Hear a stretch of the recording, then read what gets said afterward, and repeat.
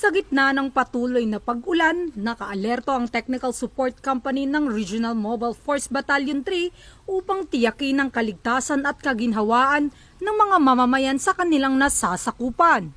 Bilang bahagi ng kanilang serbisyong publiko ay nagsagawa ang mga otoridad ng libreng sakay para sa mga pasaherong stranded o nahihirapan makasakay sa pampublikong sasakyan.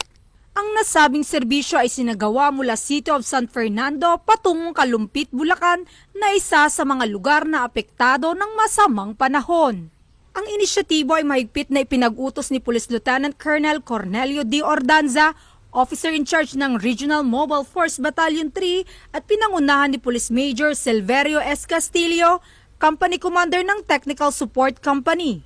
Layunin nito na mapagaan ang daloy ng transportasyon at makatulong sa mga pasaherong labis na naapektuhan ng tag-ulan.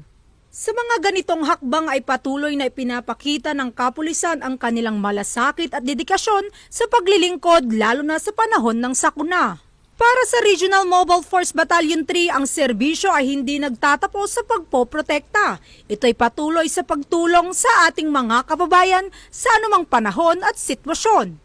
Mula dito sa City of San Fernando, Pampanga, ang inyong PNN Correspondent, Police Corporal Giselle V. Rivera, alagad ng batas, tagataguyod ng Balitang Pulis.